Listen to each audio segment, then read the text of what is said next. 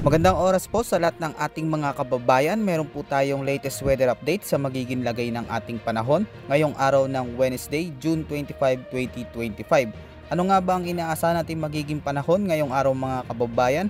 At alamin natin ang mga lugar na apektado ng binabantayan nating LPA sa loob ng ating Philippine Area of Responsibility at sa lumalakas na habagat. Sa kasalukuyan mga kabayan, ayon sa pinakauling datos ng Pag-asa, namataan ang low pressure area sa layong 345 kilometers ng Ibas, Zambales. At sa ngayon ay mataas na ang chance nito na maging isang bagyo sa loob ng susunod na 24 oras.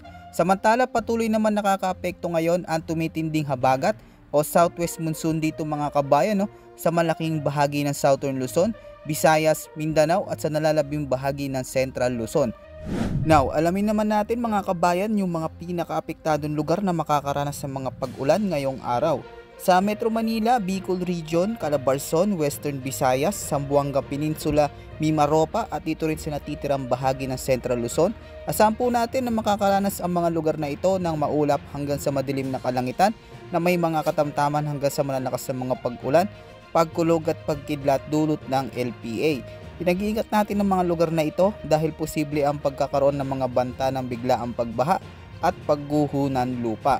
Sa nalalabing bahagi ng Luzon, asahan na magiging maulap ang kalangitan na may mga isolated rain showers at thunderstorms dahil sa umiiral na localized thunderstorms.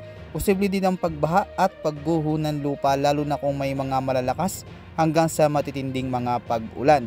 At sa natitirang bahagi ng ating bansa mga kabayan, asahan naman ang pagkakaroon ng maulap hanggang sa maulap na papawirin na may mga kalat-kalat na pag-ulan, pagkulog at pagkidlat dulot ng tumitinding habagat o southwest monsoon.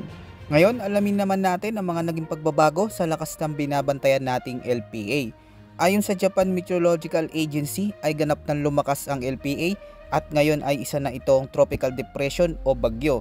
Sakaling maging ganap na bagyo na rin ito habang nasa loob ng ating Philippine Area of Responsibility ay tatawagin ito ng Pag-asa bilang Bagyong Bising, ang ikalawang bagyo ngayong taon. At dahil sa LPA ay patuloy nitong hinahatak at pinapalakas ang habagat sa ating bansa na siyang nagdudulot ng mga malalakas hanggang sa matitinding mga pag-ulan lalo na dito sa kanlurang bahagi ng Southern Luzon. Kaya manatili po tayo mag-antabay sa mga susunod pa nating ulat panahon ukol sa mga pagbabago ng potensyal na bagyo na ito. Manatiling ligtas at maging alerto sa lahat ng oras lalo na ngayong sunod-sunod na maulang panahon. Yan muna ang ating pinaka-latest weather update at ulat panahon ngayong araw mga kababayan ko. Ito po ang inyong weather forecast ng bansa. Maraming salamat po at ingat po sa ating lahat.